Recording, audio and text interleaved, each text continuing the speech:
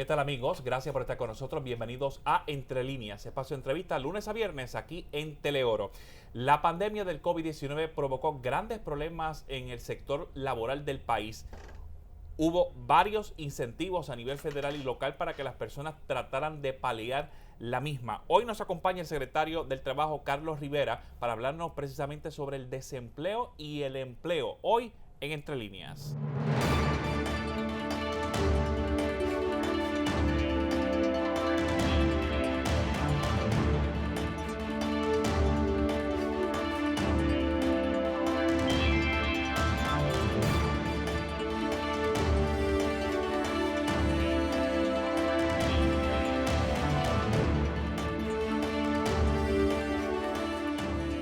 Del Trabajo, Carlos Rivera, gracias por estar con nosotros. Bienvenido aquí al Canal 13. Gracias por la oportunidad de estar aquí con ustedes. Bueno, durante el día vamos a tratar de, en media hora, hablar sobre la crisis que creó la pandemia del COVID-19, porque antes de la pandemia el empleo había aumentado y el desempleo había reducido. Correcto.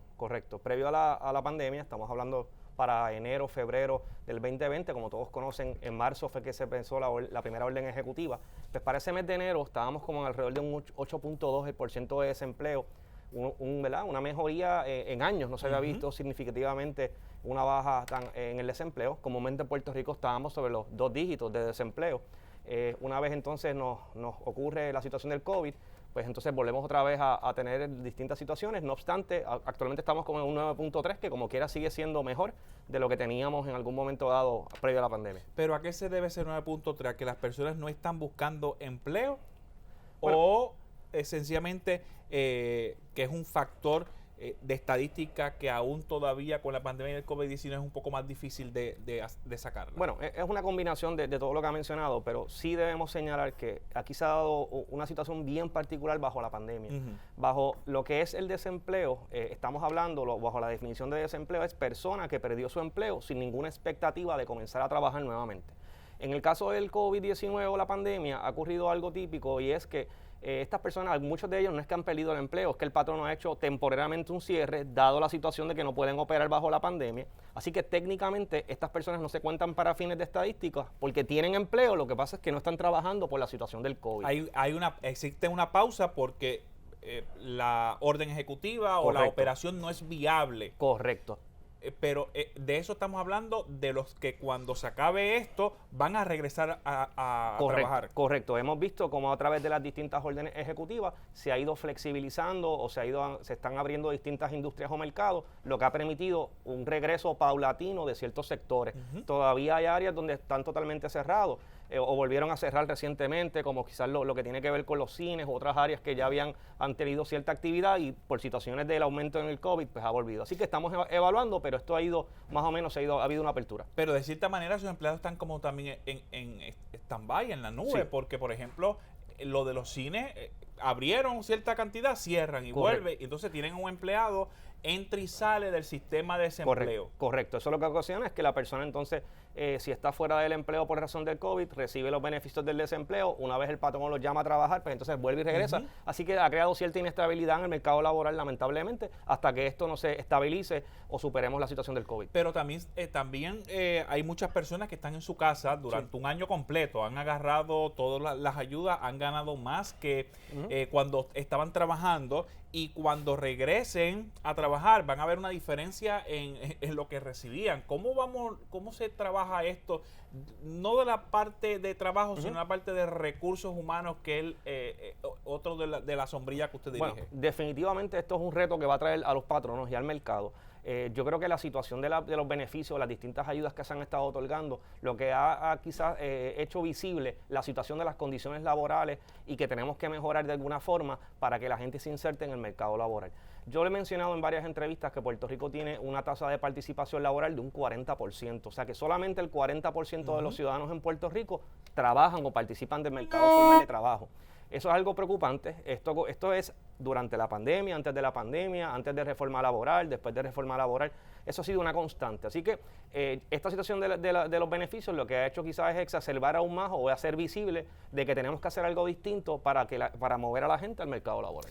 Pero entonces también es un gran reto para el sector privado, Sí. que ahora va a tener que colocarse en una posición de mejorar los salarios. Correcto. Porque si sumamos y restamos, estamos hablando que promedio, si yo no me equivoco, como unos $15 es lo que están recibiendo de ayuda por hora por desempleo, versus los 7.25 que normalmente se gana en el sector privado como básico. Hay otros sectores que ganan un poco más.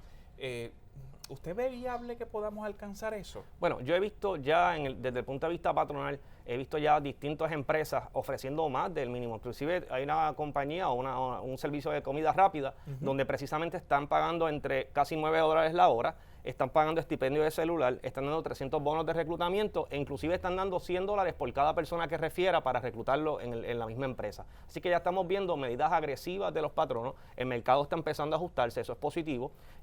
Así que precisamente estamos viendo esos cambios de que definitivamente los patronos tienen que ser más creativos para atraer obviamente a las personas al mercado laboral. Es importante destacar que los beneficios de desempleo y PUA son unos requisitos federales y que no están hechos para sustituir salarios o de alguna manera para compensar lo que no se gana a través del empleo. Así que si la persona es llamada a trabajar y el patrono le dice, ¿verdad? Ya vamos a regresar. Si la persona escoge no regresar, tiene derecho a no regresar. A lo que no va a tener derecho es a continuar con el beneficio de desempleo. De igual manera, si la persona se rehúsa a regresar sin una razón legítima, pues entonces también se le puede descalificar.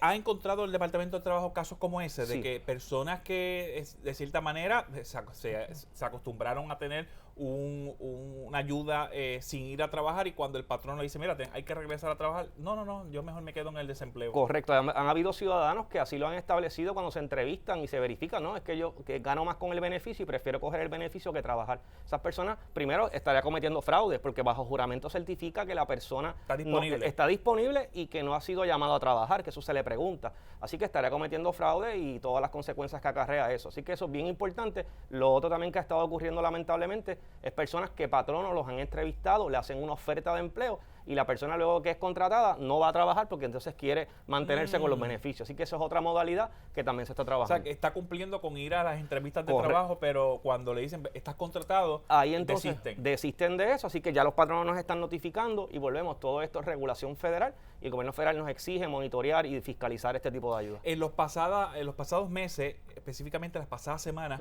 hemos visto una cantidad de empleos disponibles y personas diciendo, pero es que te necesito para poder reactivar. Incluso yo no sé si es cierto o no, hay una puesta en escena relacionado a búsqueda de empleados para ordeñar vacas. Sí. Y entonces eran $350 semanales, que dividiendo eso da como $8.75 la hora. Correcto. Estamos hablando sobre el mínimo, que no se requiere educación, no se quiere bachillerato, ahí no se quiere que si sabes 2 idiomas o 3 idiomas. Estamos hablando lo más básico, que me imagino que no es tan fácil tampoco, pero es algo que se puede aprender rápido.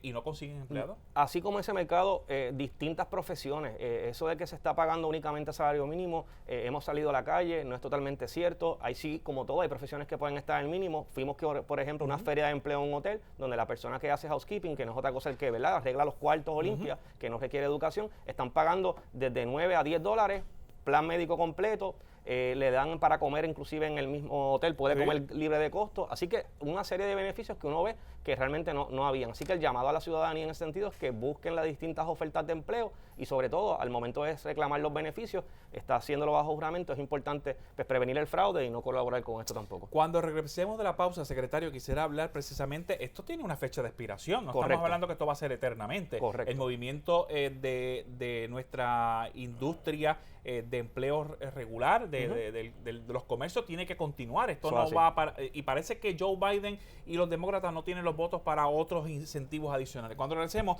vamos a ver qué va a hacer el Departamento del Trabajo para tratar de ayudar a esos patronos a que más personas puedan aspirar a puestos. Seguro. En Entre Líneas, aquí en Noticias 13.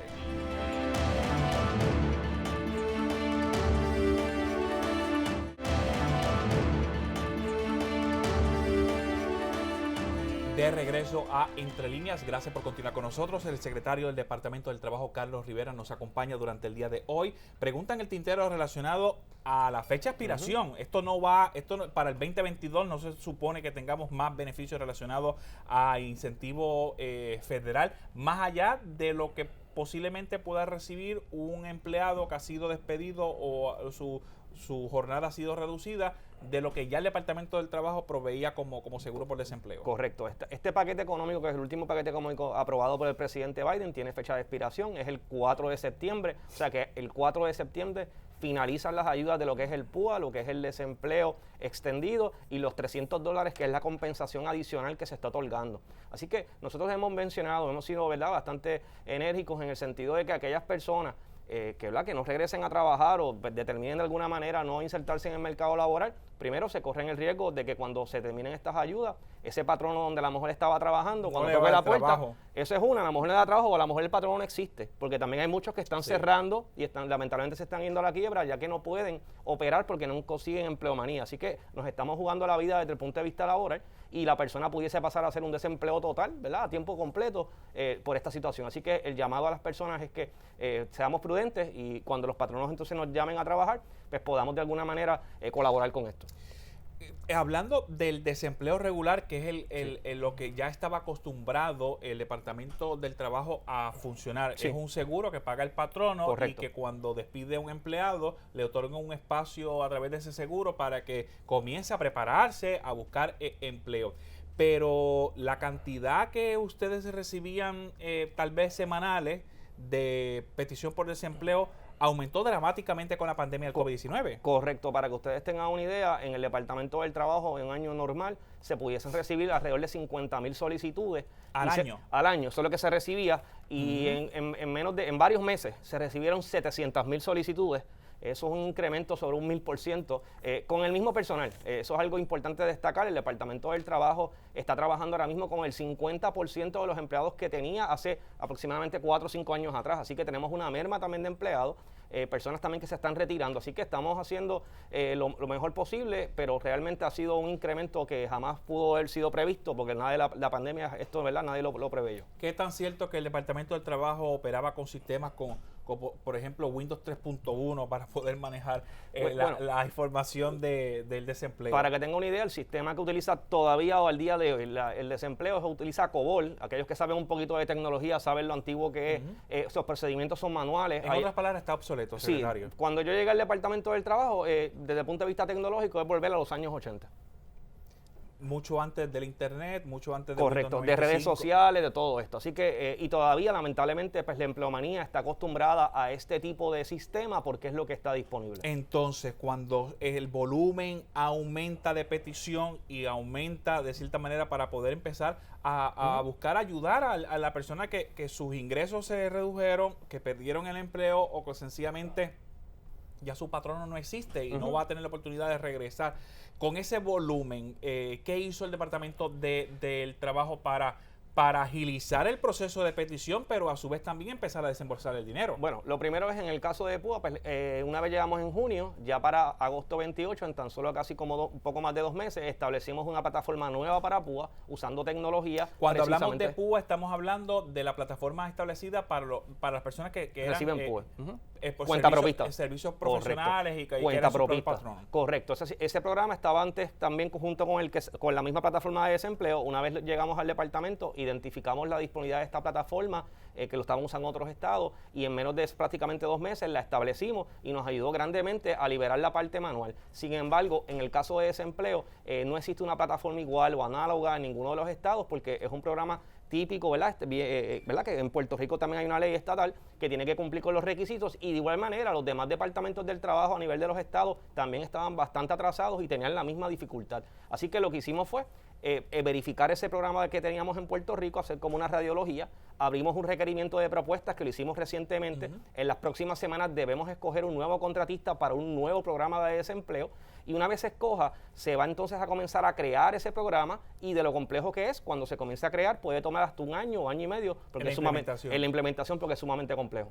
¿Eso ayudó los dineros que envió el gobierno de Estados Unidos para poder plantearse ese nuevo software? Sí, fue una asignación de parte del gobierno federal, de igual manera la Junta de Supervisión Fiscal, viendo la necesidad que tiene el departamento y la crisis que estaba ocurriendo en el departamento, también asignó un dinero para eso. No obstante, no va a ser inclusive suficiente, porque es sumamente complejo. Así que la razón por la que seguimos con la misma plataforma de desempleo al día de hoy es que si nosotros la descartamos o no la usamos, no tendríamos manera de pagarle a las personas hoy en día, y sobre 300,000 personas han recibido beneficios con esta plataforma, que podemos decir que es vieja o obsoleta, pero es lo que tenemos para poder pagarle a la gente. Pero ya tiene un ejemplo de que cambiando el sistema de la agencia se puede agilizar el proceso. Con el PUA se pudo lograr. Correcto. La conexión con el Departamento de Hacienda a su vez también ayudaba a hacer ese desembolso. Correcto.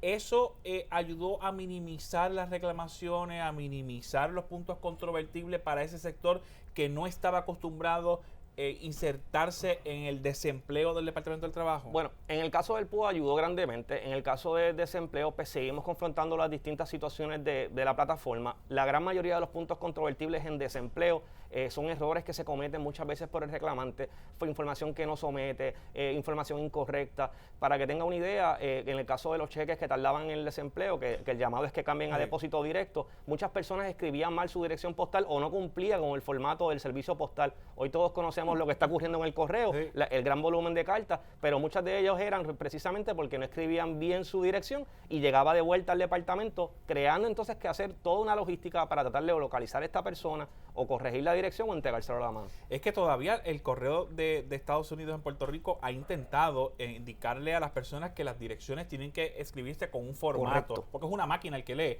Pero el puertorriqueño no está acostumbrado a hacerlo de esa manera. Yo he explicado la manera más simple para tener la dirección postal, bien sencillo. Usted vaya a la factura de agua o de luz y esa dirección que aparece en la factura de agua y luz cumple con el formato postal y no va a tener problema. Entonces, cuando hablamos del Departamento del Trabajo con un 50% menos de empleomanía de hace algunos años, con un sistema obsoleto, viejo, que no puede recibir un upgrade, no se le puede dar, bajar un update y dárselo. Estamos hablando que hay una plataforma nueva que construir. Correcto. ¿Para cuándo podríamos tener un sistema sólido que funcione y que evite tanta la injerencia personal de cada técnico para ver cada caso en particular? Esperamos que para el 2022, en algún momento del año 2022, para el próximo año, esté disponible. La idea es que establezcamos esta nueva plataforma y una vez esté lista, migramos de la vieja a la nueva, ¿verdad? Y se apaga. Pero mucha gente, preguntan por qué no salimos de la vieja o la pagamos ahora mismo. Y la razón es que si lo hacemos, no hay forma de pagar. Así que bueno o malo es el recurso que tenemos. El llamado es lo que estamos haciendo, crear paralelamente una nueva plataforma y una vez esté lista pasamos a la nueva. ¿Fue fácil migrar de la parte que tienen ustedes al PUA nuevo con la plataforma? No fue fácil, todavía estamos trabajando algunas situaciones, inclusive en la migración de información de una plataforma a la otra. Eso hay que hacerlo, ¿verdad?, con mucho cuidado. Así que todavía estamos trabajando inclusive con unos issues respecto a eso, así que precisamente en el caso de desempleo, que son una mayor cantidad, pues tenemos que entonces hacerlo con sumo cuidado, y esto es algo que hay que hacerlo con calma y obviamente con la parte tecnológica siguiendo las instrucciones. En el proceso que vivimos y los cambios de auditoría que está llevando el Departamento del Trabajo, hay personas que han recibido cartas indicando que esta persona se supone que estuviese reclamando por desempleo regular, pero lo estaba haciendo por PUA, y entonces ha creado como un desfase. Bueno, pero no me diga ahora, me va a decir luego de la pausa, cuando regresemos aquí en Entre Líneas, porque son de las preguntas que aparecen incluso en las redes sociales del Departamento del Trabajo, y cabe señalar que hay una contestación para ella. Regresamos ya.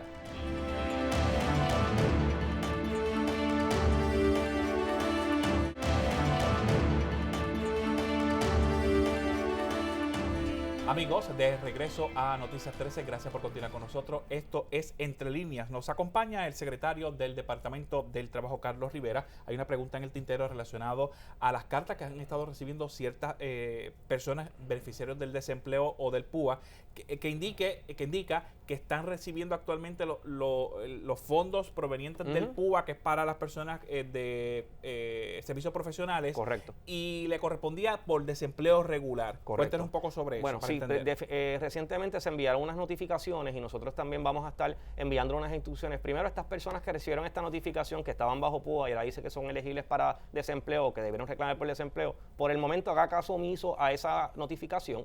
Va a continuar reclamando por PUA por lo menos en esta semana y la próxima. Nosotros le vamos a enviar una notificación con todas las instrucciones, pero ciertamente estas personas son de desempleo y no son de PUA. Y me explico. Cuando se verifica entonces, cambia la nueva plataforma y se verifica en sistema, estas personas tenían salarios registrados como desempleados o que trabajaban bajo un patrón asegurado. Lamentablemente, pues estas personas solicitaron por PUA y en el momento de la emergencia, previo a mi llegada, estas personas se les emitieron los pagos en esa cuenta de PUA. Es importante señalar que para fines internos del departamento, los fondos de PUA son distintos a los fondos de desempleo. Así que vamos a estar haciendo una reconciliación de cuentas para también nosotros internamente ver qué fue lo que se pagó por PUA o desempleo, para que entre cuentas se pueda hacer ese de alguna manera ese ajuste, pero para el efecto de todas las personas allá afuera, por el momento haga caso omiso a esa notificación, continúe reclamando por PUA y nosotros le vamos a explicar las instrucciones de cómo va a ser para cuando llegue el momento reclamar por desempleo. ¿Son muchas personas las que tienen este problema? Sí, hemos identificado miles de personas, así que es un grupo considerable, pueden ser sobre 20,000 personas que pudieron haber estado reclamando. 20,000 personas. Sí, correcto, que pudieron haber estado reclamando por desempleo, perdón, por PUA, cuando deberían haber reclamado por desempleo. No obstante, no debería haber ninguna variación en ellos, no deberán de dejar de recibir los beneficios, así que vamos a estar notificándoles para que sea de manera ordenada, que puedan pasar al área de desempleo, que sería entonces llenando una nueva solicitud. Y esto sería interno, se llena la solicitud y lo que se pagó de PUA, ¿cómo se hace eso? Para que tenga una idea, lo que vamos a hacer es un corte, en el sentido de que vamos a decirle, las personas pasen a desempleo y prospectivamente van a comenzar a solicitar lo que tiene que ver con desempleo y va a recibir entonces la semana siguiente. Lo que va a hacer es deja de reclamar las semanas por PUA, comienza a reclamarlas por desempleo y para fines internos nosotros nos vamos a encargar de hacer el ajuste entre cuentas. ¿Esto afecta a los patronos que pagan el seguro por desempleo? Porque estamos hablando de que el desempleo que se está pagando es por mucho tiempo, no era la famosa, creo que 13 semanas. Son 26 semanas. Sí, bien. Estamos hablando que ahora son muchas semanas. Bueno, inicialmente esas primeras 26 semanas se van contra el fondo de desempleo, que son las semanas de desempleo originales que pagan los patronos, pero todas estas extensiones posteriores que se han dado son pagadas por el gobierno federal. Así que en ese sentido no debería perjudicar más el fondo de desempleo. Lo que sí el llamado es que siempre tenemos que velar esa cuenta de fondo de desempleo y asegurarnos que todos los patronos paguen su póliza y al final del camino es la póliza del patrono y sí, ciertamente pues hay unos cargos que se le pueden cobrar de esa póliza que tienen ellos. Muchos patronos que ya no están abiertos, pues no van a pagar el seguro por desempleo. Definitivo. Eso va a afectar la finanza de esa cuenta del trabajo. Esto a largo plazo, en la medida que hay menos patronos, pues este fondo se nutre de los distintos patronos que pagan su póliza. Así que de igual manera, cada vez que se reclama contra la póliza de desempleo, se va contra el último patrono y el 50% también se distribuye en los patronos anteriores. Así que es como decir que hay un pote, ¿verdad? Y entre los distintos patronos se le hacen los cargos cada vez que se reclama.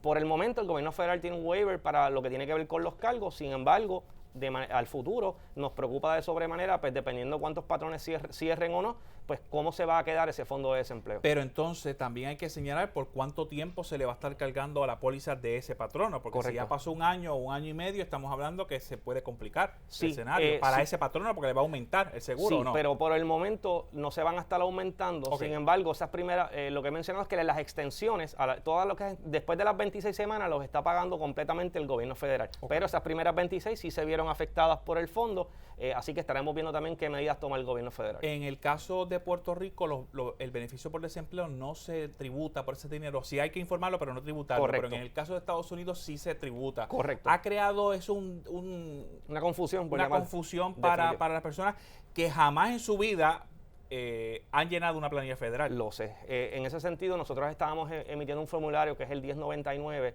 ese formulario se le estaba enviando a los ciudadanos que recibieron desempleo PUA, pero es importante destacar que, como mencionó, en Puerto Rico a nivel de la planilla o las contribuciones estatales no tiene que, ¿verdad? Es libre de contribuciones, no lo necesita para llenar la planilla, y a nivel federal solamente lo va a utilizar si la persona rinde planilla a nivel federal. De lo contrario, pues no es necesario informar. Pero si se pasa de los $12,400 y recibió $18,000.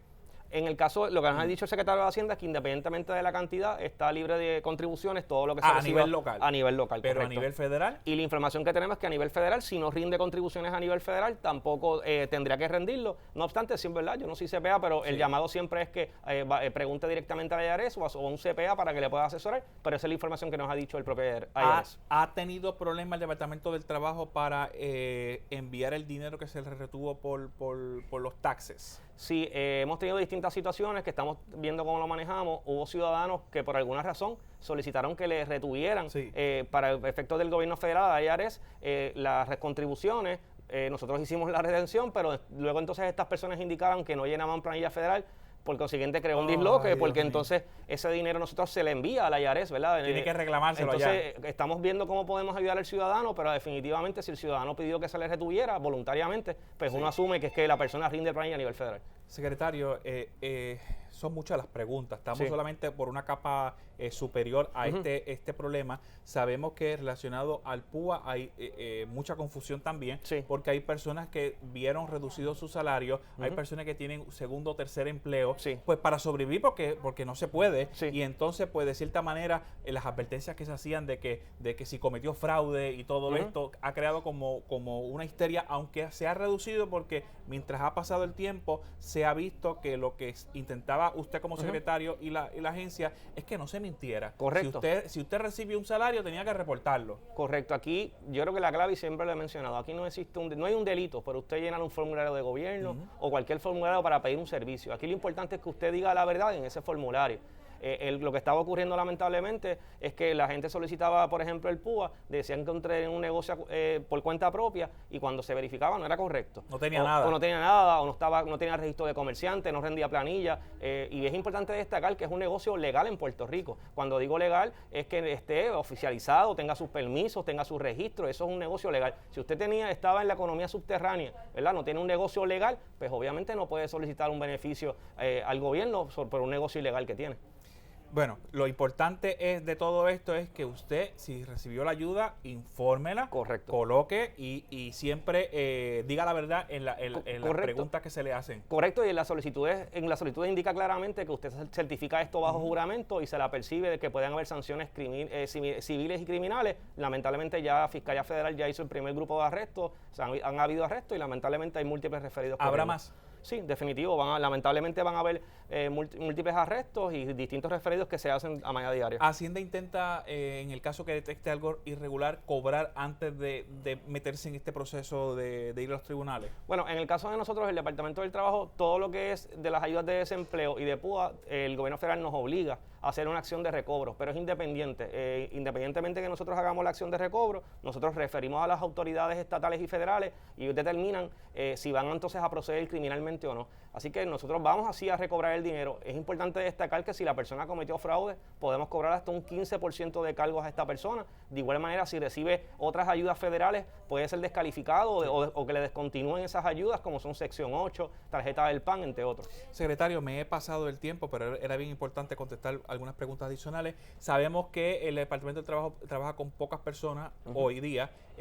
¿Cómo se pueden comunicar para resolver algunos problemas que puedan tener las personas? El primer llamado es primero, para que son puntos controvertibles, saque citas, exclusivamente las citas son para puntos controvertibles. Si es un punto controvertible, va a ir a citas desempleo pr.com y ahí entonces va a poder sacar la cita. Si son dudas, el llamado es que vaya a nuestras redes sociales, vaya a nuestra página de internet, todo está posteado y de igual manera hay artículos de prensa, distinta información que está disponible porque el personal es sumamente limitado y lo tenemos exclusivamente para atender casos. Así que para orientación vaya a nuestras redes sociales que ahí está todo posteado. Gracias, secretario, por estar con nosotros durante el día de hoy. Esperamos verlo nuevamente para aquí. Seguro que sí. Cuando hablemos de que el desempleo bajó sustancialmente. Definitivo. Y aprovecho la oportunidad bien rápido rapidito, aquellas personas que tienen niños menores, ¿verdad? Que los están llamando a trabajar, existe un programa en Acuden que pueden solicitar en línea, donde le pagan precisamente para el cuidado de menores hasta $400. Así que es importante aquellas personas que, mayormente las madres solteras o madres que tienen menores, que los llaman a trabajar, tienen esa oportunidad para recibir ese beneficio y poder reinsertarse al mercado laboral. Y que puede ser incluso hasta un familiar que le puede ayudar en el cuidado. Correcto.